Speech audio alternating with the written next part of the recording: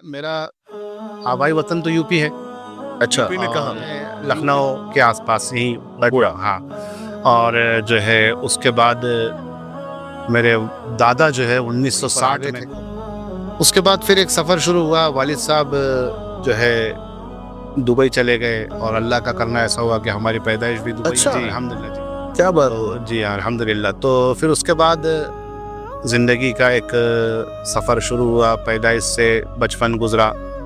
پھر بچپن کے بعد تھوڑے بڑے ہو گئے تو پڑھنے کا شوق پیدا ہوا. بچے لوگ اسکول جاتے تھے تو دل میں خیال آتا تھا کہ میں بھی اسکول جاؤں گا. تو بیگ لے کر کے بچے لوگ, میرے لیے بھی خاص بیگ لایا گیا. مجھے بھی بیگ دے دیا جاتا تھا تسلی کے لیے کہ بھائی میں بھی پڑھ رہا ہوں. ہاتھ میں پاٹی اور کھڑو لے کر کے انڈے بناتے رہتا تھا. اچھا. جا تو لکھنا پڑھنا کچھ کا حساب ہی نہیں تھا اس ٹائم پہ. جو بچے کر رہے ہیں وہ ان کے نقل کرتے تھے جیسا سمجھ میں آتا تھا.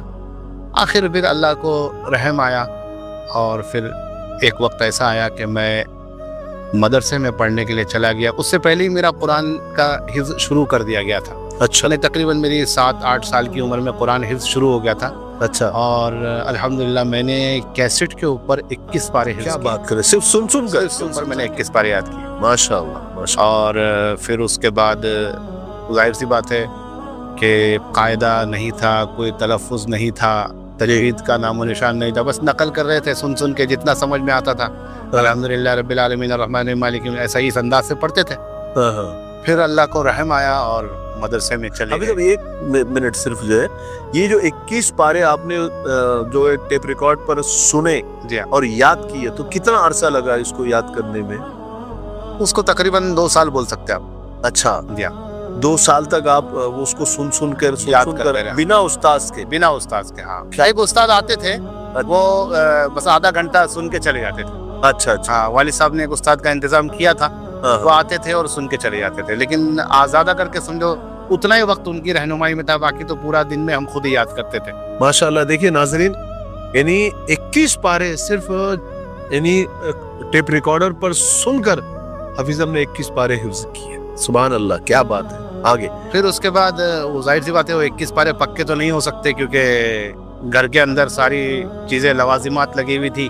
جی. اور گھر کوئی ایسا خاندانی علماء کا گھر نہیں تھا, تو ساری جو ہر گھر میں ساری چیزیں خرافات ہوتی وہ ہمارے گھر میں بھی تھی. تو اس وجہ سے قرآن بولنے کے لیے 21 پارے ہو گئے تھے, لیکن وہ بات نہیں تھی جو ہونی چاہیے تھی. جی. تو اس کے بعد پھر مدرسے میں باضابطہ داخلہ ہوا. جی. نظامیہ صوفیہ کے اندر, تو پونا میں کاغذی پورا کے اندر جس وقت مدرسہ تھا 90. مولانا نظام الدین فخر صاحب, جی جی ہمارے پرنسپل رہے, استاد ہیں ہمارے. جی بالکل. تو وہ جو ہے اس مدرسے میں 94 میں داخلہ ہوا.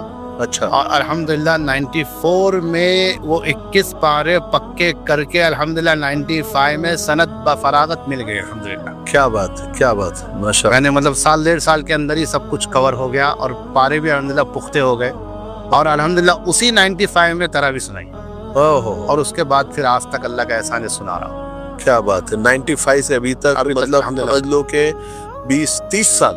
30 سال. ہاں 30 سال سے آپ قرآن پاک بلا ناغر الحمدللہ سنا رہے. الحمدللہ. کیا بات ہے. ماشاء اللہ, بہت بڑی بات ہے. یہ اللہ کا بہت بڑا انعام ہے آپ کے اوپر التزام دینا. بے شک. اور ہم جیسے آنکھ والے اور ایسے کئی ہزاروں لاکھوں کروڑوں لوگ ہیں جن کو آنکھ ہے, سب کچھ ہے, ساری سہولیات ہے, سب کچھ ہے, لیکن وہ توفیق کی بات ہوتی ہے. ہاں بے شک. بے شک.